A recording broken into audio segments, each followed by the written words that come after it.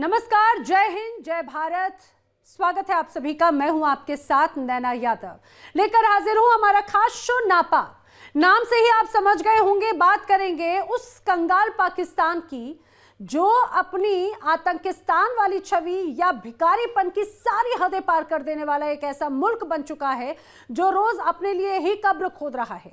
पाकिस्तान एक ऐसा देश बन चुका है जिसके दो आका हाथ में कटोरा लेकर दुनिया के चक्कर काटते हैं। दुनिया से जो भीख उन्हें मिलती है उसको वो आतंकिस्तान के लिए लगा देते हैं, आतंक को बढ़ावा देने के लिए। अब हालात तो ये हो गए, वॉशिंगटन से लेकर इस्लामाबाद तक सन्नाटा है पाकिस्तान में है और सुकून है नई दिल्ली में। अमेरिका ने भारत पर लगाया गया टैरिफ जहां पर अचानक से घटाकर 18% कर दिया, तो वहीं पाकिस्तान की सारी डिप्लोमेटिक मेहनत एक झटके में बेकार होती दिख रही है। जो पाकिस्तान कल तक डोनाल्ड ट्रंप की तारीफों के पुल बांध रहा था, आज वही पाकिस्तान अमेरिकी फैसले से सबसे ज्यादा बेचैन नजर आता है। यानी समझिए कुछ दिनों की मौज और फिर वही कंगाली वाले दिन। पूरी रिपोर्ट आगे विस्तार से।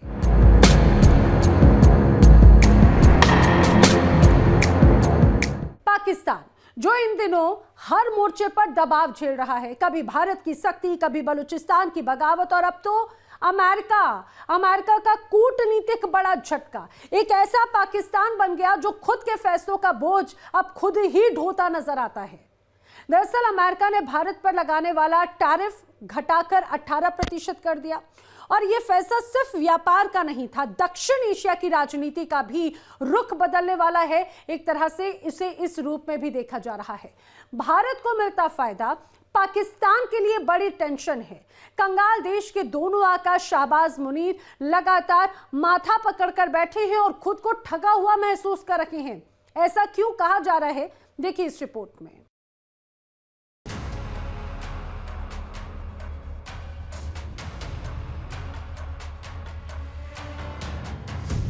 टैरिफ घटा भारत का, बढ़ी पाकिस्तान की बेचैनी।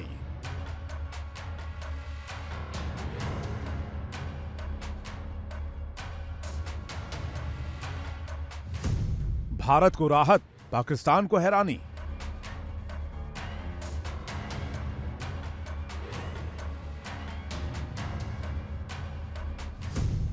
अमेरिका का इशारा साफ, भरोसा भारत के साथ।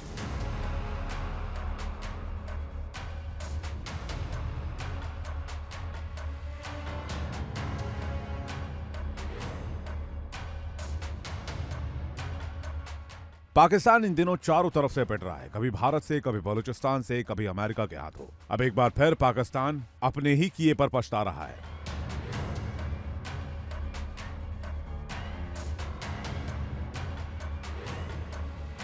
जी हां, पाकिस्तान को लगा है एक और झटका और भारत के लिए बड़ी कूटनीतिक जीत। अमेरिका ने भारत पर लगने वाला टैरिफ अचानक से घटाकर 18% कर दिया और इसी के साथ पाकिस्तान की उम्मीदों पर पानी फिर गया।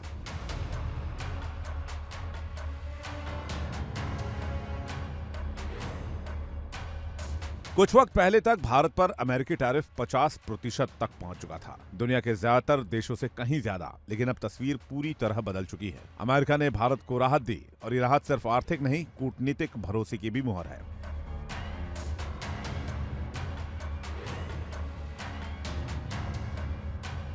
भारत पर टैरिफ घटते ही इसका सीधा असर दिखा पाकिस्तान पर, बांग्लादेश पर और चीन की बेचैनी में। लेकिन सबसे ज्यादा घबराहट है कंगाली की कगार पर खड़े पाकिस्तान में।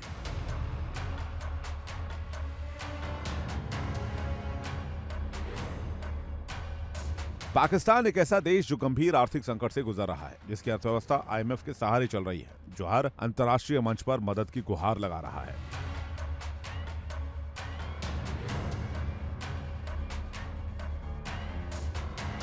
दिलचस्प ये है कि पाकिस्तान ने अमेरिका के राष्ट्रपति डोनाल्ड ट्रंप की दोबारा सत्ता में वापसी के बाद हर मुद्दे पर आंखें मूंद का समर्थन किया। ट्रंप के लिए नोबेल शांति पुरस्कार की मांग की, भारत पाक सीजफायर के लिए अमेरिकी दावे का समर्थन किया, गाजा मामले में अमेरिकी लाइन के करीब गया, यहां तक कि सेना भेजने की सहमति दी और बोर्ड ऑफ पीस में शामिल होने का फैसला कर लिया। लेकिन आखिर में पाकिस्तान को मिला क्या? ठेंगा।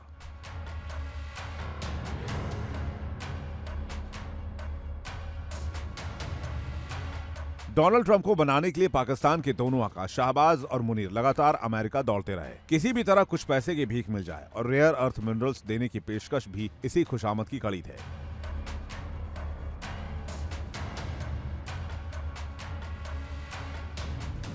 लेकिन नतीजा ढाक के 3 पात। इतनी झुकी हुई विदेश नीति के बावजूद अमेरिका ने पाकिस्तान पर 19% का टैरिफ लगाया, जो भारत से भी ज्यादा है। यानी जिस पाकिस्तान को कल तक ये गुमान था कि ट्रंप से दोस्ती का इनाम मिल रहा है, आज वही पाकिस्तान आर्थिक और कूटनीतिक मोर्चों पर खुद को ठगा हुआ महसूस कर रहा है।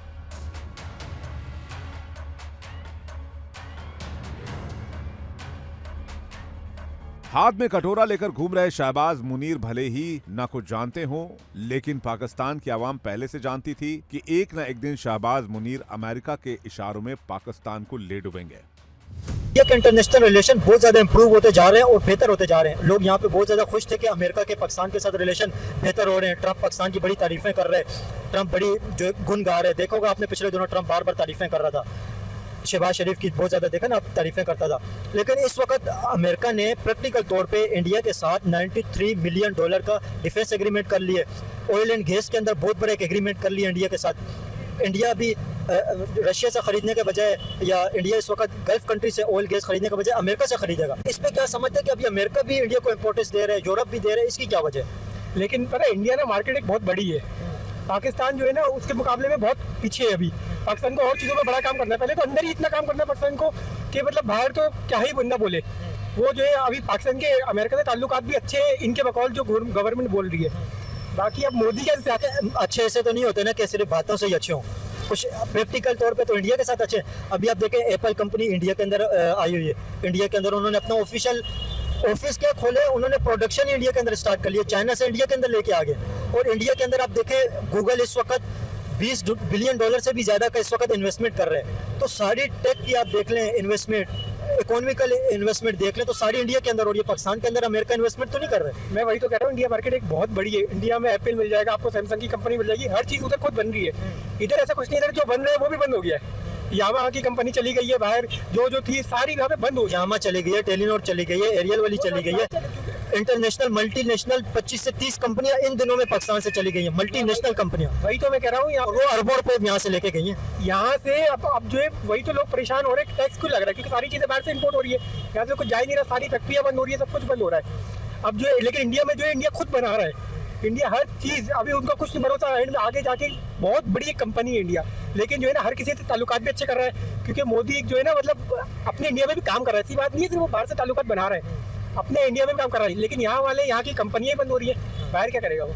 रिलेशनशिप की बात की जाए तो इंडिया के साथ पाकिस्तान का कंपैरिजन बनता नहीं है। इंडिया हमसे बहुत सारे सेक्टर्स में आगे, एजुकेशन में है।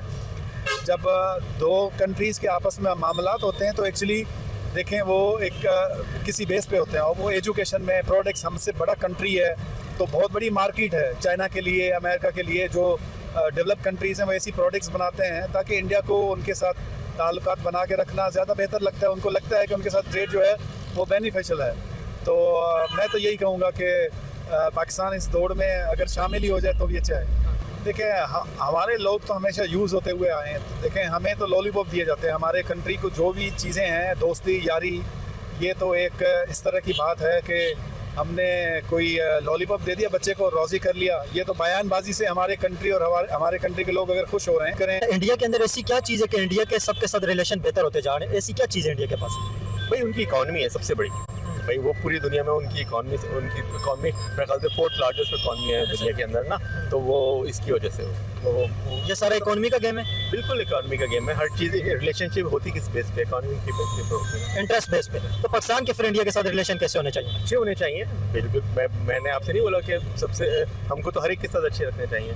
और हम लोगों की तो बेवकूफ़ी, हम अफगानिस्तान से अच्छे नहीं रख पाए, ईरान से अच्छे नहीं रख पाए, जबकि हमको सबसे ज़्यादा जो ट्रेड करनी चाहिए ईरान और अफगानिस्तान से करनी चाहिए, चाइना से भी करनी चाहिए, लेकिन ईरान और अफगानिस्तान से जितनी ज़्यादा करेंगे ये बरादरीली मुल्कों का फ़ायदा ज़्यादा हो।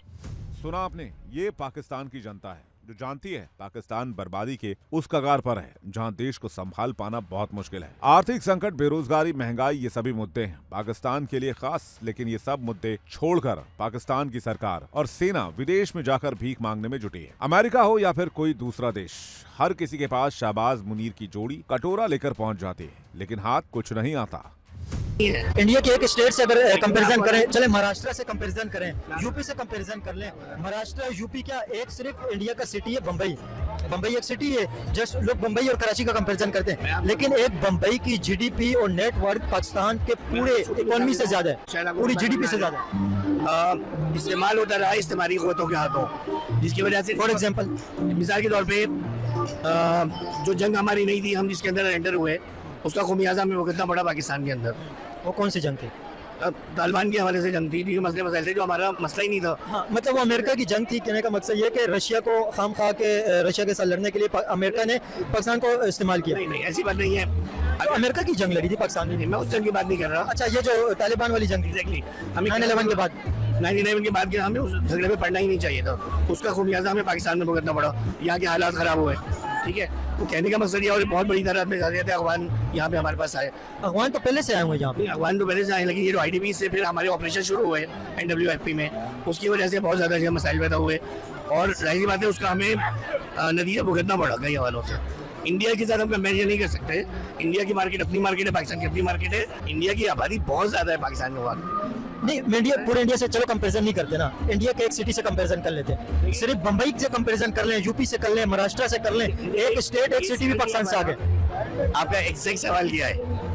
एग्जैक्ट सवाल ये कि पाकिस्तान के अंदर बिजनेसेस बड़े क्यों नहीं बन रहे? पड़ोसी अगर हम देखें ना अपने, वो बड़े हो रहे हैं, लेकिन पाकिस्तान के अंदर कोई एक ऐसी कंपनी नहीं है जो $1 बिलियन प्लस की नेटवर्थ रखती हो। ठीक है, उसकी मैं आपको बताऊँ ना, उसकी रीजनल वजूहत हैं, रिलीजियस वजूहत हैं। पाकिस्तान आ जाता है, ईरान और सऊदी अरब का मसला हो तो पीछे पाकिस्तान आ जाता है। ठीक है, पाकिस्तान की जोग्राफिया वो वैसी है, खाम खा के फड्डों में पड़ जाता है। नहीं, खाम खा के फड्डों का मतलब कि वो, आप देखिए ना, आपके दो पड़ोसी आपस में लड़ रहे हों, आपकी दीवारें दोनों से मिलती हों, तो अल्टीमेटली आपको किसी ना किसी तरह इन्वॉल्व होना पड़ता है। अगर बात करें इंडिया की, तो इंडिया में है ये कि वहाँ पे टेक पे ज़्यादा, आपको पता है उनका जो है ना टेक पे ज़्यादा फोकस होता है। मतलब वो ये चाहते हैं कि वो टेक्नोलॉजी पे ज़्यादा फोकस करते हैं। तो हमारे यहाँ ये है कि इतना नहीं है जितना इंडिया में ज़्यादा है, कि मतलब वो टेक्नोलॉजी के जरिए अपने बिजनेस को बढ़ा रहे हैं। आपने कहा कि पाकिस्तान, आपको लगता है कि पाकिस्तान के अंदर बिजनेस को ज़्यादा सपोर्ट मिलता है, लेकिन आपने साथ में ये भी कहा है कि इंडिया के अंदर ज़्यादा मौके मिलते हैं। इंडिया टेक को ज़्यादा तरजीह देता है, इंडिया की टेक की वजह से ज़्यादा आगे आ रहे हैं। आपको पता है इंडिया के अंदर 100+ ऐसी कंपनी, 100+ जो $1 बिलियन प्लस का बिजनेस कर रही है, यूनिकॉर्न जैसे कहा जाता है। पाकिस्तान के अंदर एक कंपनी भी ऐसी नहीं है, एक कंपनी भी नहीं है। ऑयल एंड गैस की एक कंपनी है, $1 बिलियन प्लस है, बस एक कंपनी है, वो भी किसी प्राइवेट बंदे की नहीं है। तो एक कंपनी भी नहीं है। तो आपको कैसे लगता है कि पाकिस्तान के अंदर ज़्यादा बिजनेसेस को प्रमोट किया जाए? सर ऐसा है कि सपोर्ट तो मिलती है, ठीक है, लेकिन पाकिस्तान का जो अलमिया है ना, वो ये है कि एक अगर आगे बढ़ रहा है ना, तो दूसरा उसके पीछे से टांग खींचता है। इस वजह से नहीं कर पाते ग्रो बहुत सारी। तो इसका मतलब सपोर्ट नहीं मिल रही है ना? लेकिन बहुत से 50% सपोर्ट है, 50% सपोर्ट नहीं। आपको क्या लगता है ज़्यादा सपोर्ट बिजनेस को 100 में से कितने नंबर इंडिया को देंगे, कितने पाकिस्तान को देंगे? ज़्यादा बिजनेस को सपोर्ट इंडिया में मिलता है पाकिस्तान में? देखिए, मैं 100 में से अगर इंडिया पाकिस्तान का मुवाजना करूँ तो 70% इंडिया में मिल जाता है, लेकिन यहाँ पे 30-40% सपोर्ट। 30-40% मतलब आधे से भी कम? आधे से भी कम, बिल्कुल ऐसे ही। क्योंकि हमारा मुल्क जो है ना, वो डिजिटल तो आया ही नहीं है। ठीक है, आपको पता है, आपने कहा ऑनलाइन बिजनेस इंडिया के अंदर होता है। इंडिया के अंदर एक पान वाला, खोखे वाला, रेडी वाला भी जो है ना, वो अपनी पेमेंट UPI से करता है। आप चलो पान, खोखे, रेडी वाले को तो छोड़ें, जो भिखारी होता है ना, भिखारी, आप भिखारी के पास, कोई भिखारी आपके पास आएगा, हाँ, वो आपको बोलेगा QR कोड से मुझे भीख दें। तो इतना एडवांस हो गया। अमेरिका के अंदर भी ये टेक्नोलॉजी नहीं है। मतलब अमेरिका के अंदर भी इस तरह जो पब्लिक के अंदर ये इस्तेमाल इस तरह नहीं करती है पब्लिक, जिस तरह इंडिया के अंदर ऑनलाइन पेमेंट सिस्टम है, बिल्कुल इजी, आपको कैश लेके जाना ही नहीं है बिल्कुल भी। अगर देखेंगे ओवरऑल देखेंगे तो इंडिया में ज़्यादा ही करता है, सही है, क्योंकि उसकी GDP बहुत आई है। लेकिन पाकिस्तान भी इंशाल्लाह अगर आगे तरक्की की तरफ जाएगा, वो बिजनेस से ही होगा तरक्की की तरफ। और पाकिस्तान होगा नहीं। अभी करंट सिचुएशन क्या चल रही है? करंट सिचुएशन में तो इंडिया हमसे थोड़ा आगे है ना। आप देखेंगे GDP के लिहाज से देखेंगे, आप GDP पर कैपिटा के लिहाज से भी देखेंगे, वो हमसे आगे। लेकिन अगर पाकिस्तान सपोर्ट करेगा हमारे बिजनेसेस को, और अगर हमारे से भी कोई अच्छे बिजनेसेस बड़े निकलेंगे, तो हम भी तरक्की करेंगे। जैसे इंडिया कर रहे हैं, हम उनसे आगे भी निकल सकते हैं। 70 साल से तो यही सुन रहे तरक्की करेंगे, ये कौन सा टाइम आएगा कि तरक्की करेंगे और तरक्की होगी, ये कौन सा टाइम आएगा ये तो बताओ। चलो आज ये बता दे ये कब करेंगे। सर ये तो हम भी आवाम है, आप भी आवाम है, आप भी जानते हैं हम कितने सालों से रह रहे इधर। अब तक कराची में यूनिवर्सिटी रोड तक नहीं बनी, हम उनको क्या बोलेंगे तरक्की करने के। पाकिस्तान में तो क्रिप्टो बैन हो गया था, मौलवियों ने उनको हराम कर दिया था, लेकिन अभी उसको हलाल कर दिया है। ये मौलवी हर चीज़ को हराम क्यों कर देते हैं? मौलवी ये चाहते हैं कि सब हमसे आगे निकले, फिर उसके बाद जब उनको हलाल कर ले, जब वो सब आगे निकल जाए हम उसको हलाल कर दें, फिर उसके बाद हम ना आए, हम उनसे पीछे ही रहें। हाल क्या है पाकिस्तान का, ये तस्वीरें बता रही है। लेकिन वो वक्त भी नहीं भूला गया जब भारत पर 50% का टैरिफ लगा था। तब पाकिस्तान में जश्न था कि उस पर भारत से कम टैक्स है, लेकिन अब भारत को 18% पर लाकर अमेरिका ने मैसेज क्लियर कर दिया है कि बराबरी और भरोसे वाले रिश्ते मायने रखते हैं।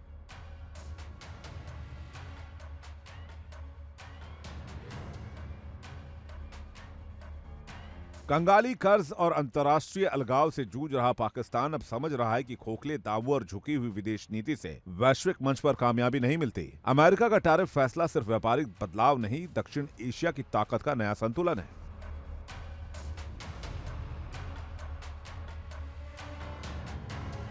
Bureau report, India daily.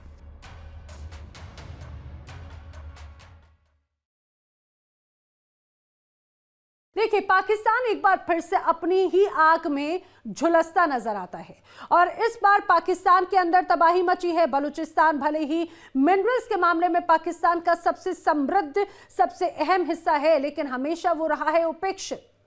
क्या पाकिस्तान के लिए बलूचिस्तान अब काल बनेगा? और पाकिस्तान आरोप लगाता रहा है कि इसमें भारत का हाथ है, लेकिन क्या हकीकत है ये पाकिस्तान भी बखूबी जानता है। इसमें हिंदुस्तान का रोल नहीं, बल्कि बलूचिस्तान अपनी आज़ादी और दमन के खिलाफ लड़ाई लड़ रहा है। बलूच ने पाक आर्मी को काफ़ी नुकसान भी पहुंचाया बीएलए की टीम ने। क्या पाकिस्तान फिर टूटने वाला है? क्या बलूचिस्तान आज़ाद होने वाला है? जिस तरह से बड़ा विद्रोह यहां पर नजर आता है, यह अपने आप में बड़ा सवाल।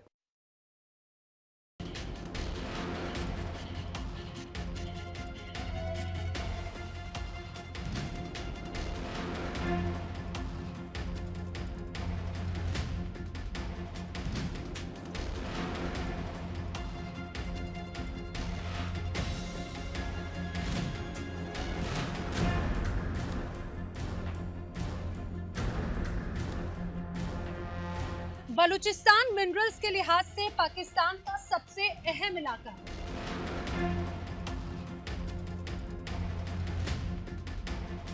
लेकिन सबसे ज्यादा उपेक्षित भी।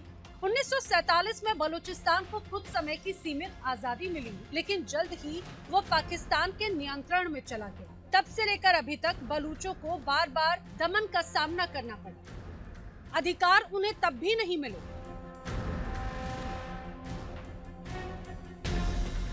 हाल ही में बलूचिस्तान लिबरेशन आर्मी यानी बीएलए ने पाकिस्तानी फौज पर बड़ा हमला किया,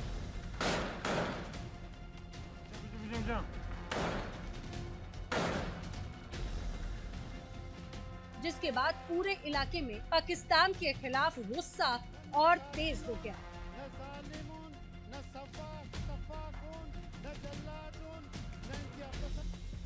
बलूचिस्तान पाकिस्तान के कुल क्षेत्रफल का करीब 44% हिस्सा है।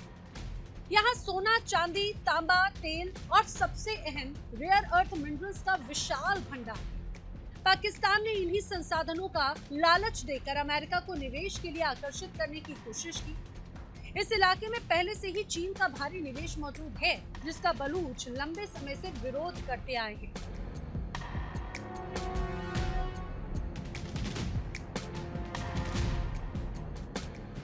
मिर्ज़ा साहब, वो बलूचिस्तान लिबरेशन आर्मी जिसने एक खौफ तारी किया हुआ था खासकर पंजाबियों पे, क्योंकि बलोची अगेंस्ट जिसके जाते हैं वो पंजाबियों को, और पंजाबियों को देख देख के जो है वो, क्योंकि बलूचिस्तान सिंध के साथ तो क्रॉस करके आते हैं केपी वे में, क्योंकि वहाँ पे पख्तून भी हैं, बलोची भी हैं, तो उधर इतना नहीं था। और वो ये कहते हैं कि ये हमारे वसाइल पे पंजाबी जो हैं ये काबिज़ है, और पहले उनको दूसरे कंट्रीज़ की तरफ से सपोर्ट भी किया जाता है। कितना अच्छा स्टेप है और कितना अच्छी कामयाबी है ये पाकिस्तान की कि इस दहशतगर्द तंजीम को, इन दहशतगर्दों को जो है इंटरनेशनल लेवल पे दहशतगर्द जो है वो करार दे दिया गया।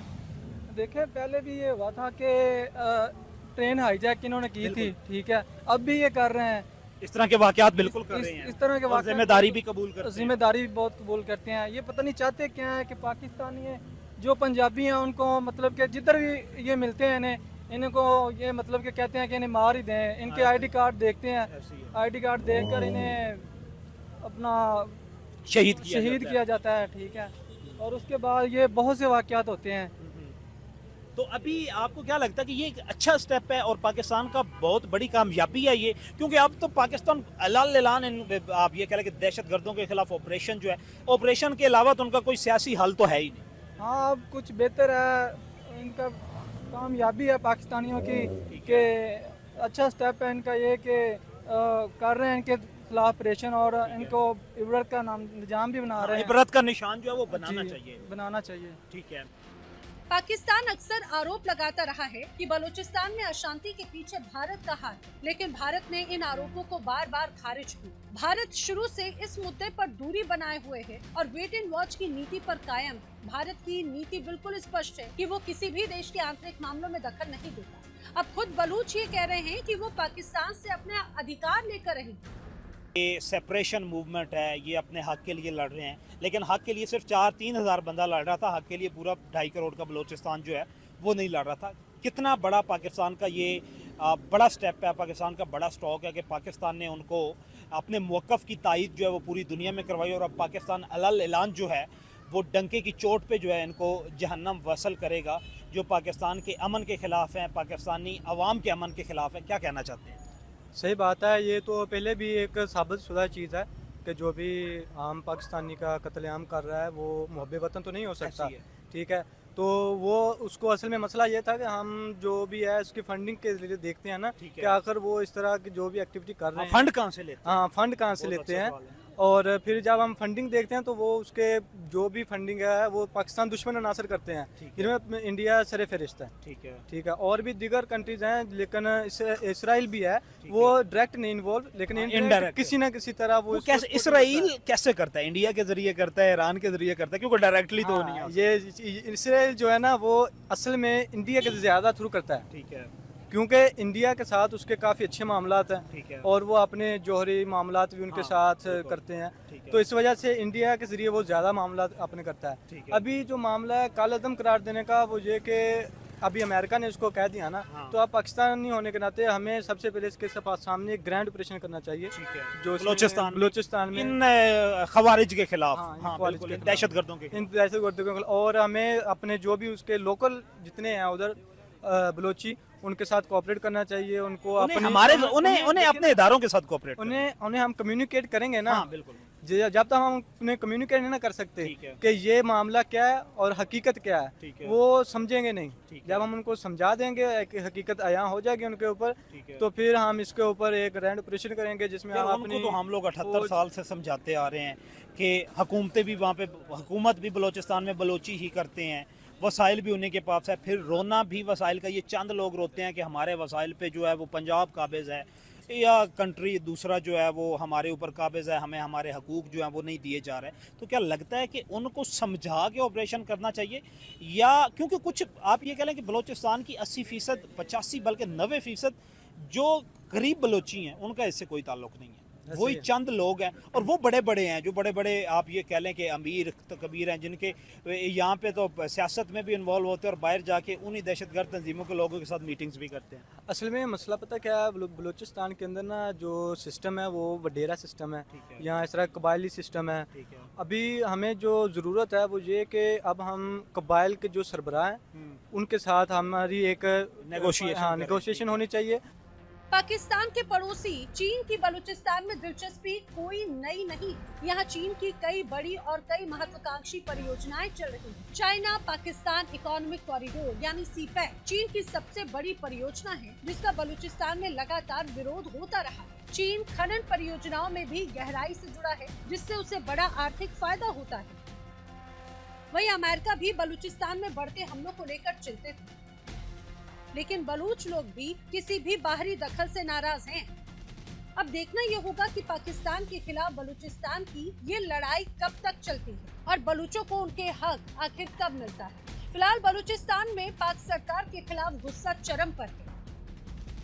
बलूचिस्तान बलोची पंजाब में बैठे हैं, पढ़ रहे हैं, होटल्स बनाए हुए हैं, कारोबार कर रहे हैं। कभी किसी बलोची के साथ पंजाब में कोई ऐसा वाकया हुआ है? नहीं, अभी तक तो नहीं। हमारे नहीं अपनी हुआ। क्लास में बलूची पढ़ते हैं। मेरे साथ भी पढ़ते रहे हैं। पंजाब यूनिवर्सिटी में भी बलोची स्टूडेंट्स पढ़ते हैं। वो लाहौर में खड़े हैं, कुछ फासले पे हमारे साथ बलोचिस्तान यूनिवर्सिटी है। कभी पंजाबियों ने ऐसा किया है तो फिर वाई पंजाबी इज टारगेट, कि पंजाबियों के आईडी कार्ड देख के उनको शहीद करना। हाँ, पंजाब ये- फिर हमारी मिलिट्री को, और वो टारगेट करते हैं। मिलिट्री को टारगेट करते हैं, ऐसे। जो कि इतने बड़े हमारे इतने नौजवान जो हैं शहीद होते हैं, हमारे ऑफिसर जो हैं वो शहीद होते हैं इतनी बड़ी बाउंड्री लाइन पे। पीछे आप अकबर बुगटी की तरफ चले जाएं, उससे पीछे नरोज़ खान की तरफ चले जाएं, उससे पहले आप ये कह लें कि नवाब अताउल्ला मैंगल की तरफ चले जाएं, उनका बेटा अताउल्ला मैंगल, अख्तर मैंगल का भाई जो है उसकी तरफ चले जाएं। उन्होंने देखिए, पाकिस्तान को बने 78 वर्षों से ज्यादा का समय हो चुका है। यहां पर इन 78 सालों में एक भी मर्तबा डेमोक्रेसी के नाम पर एक भी प्रधानमंत्री कार्यकाल पूरा नहीं कर पाया। बहुत बड़ा रीजन रहा इसमें, एक तो यहां पर नेताओं की नीतियां और उनकी नीयत, और ऊपर से पाकिस्तान आर्मी का हस्तक्षेप। और बलूचिस्तान जो सबसे समृद्ध रहा, लेकिन सबसे ज्यादा धिक्कार भी उसी को मिली। सबसे समृद्ध होने के बावजूद वहां का फायदा पाकिस्तान की सेना और यहां की सरकारों ने उठाया और फायदा दिया दूसरे प्रांतों को। और यही बात हमेशा बलूचिस्तानियों को चुभती रही, और वो शुरू से अभी तक हमेशा अपने अधिकार की मांग करते रहे। और अब ऐसा लगता है वो अपनी इस अधिकार और आज़ादी की लड़ाई में फतेह हासिल करके रहेंगे, जिस तरह से उनका अंदाज नजर आता है। और पाकिस्तान हाथ पर हाथ धरे बैठा रह जाएगा, क्योंकि वो सिर्फ हिंदुस्तान के खिलाफ साजिशें रचता है, और अमेरिका की तरफ से तो उसे एक बड़ा झटका मिल ही चुका है। और इसीलिए बार बार जानकार कह रहे हैं कि पाकिस्तान के पास में अभी भी वक्त है। इन झटकों से, इन बगावतों से अभी अगर उसने सीख नहीं ली तो जल्द ही पाकिस्तान के कई हिस्से, कई टुकड़े होते हुए नजर आएंगे। आज नापाक में फिलहाल इतना ही, लेकिन देश दुनिया की तमाम खबरें इंडिया डेली पर आगे भी जारी हैं।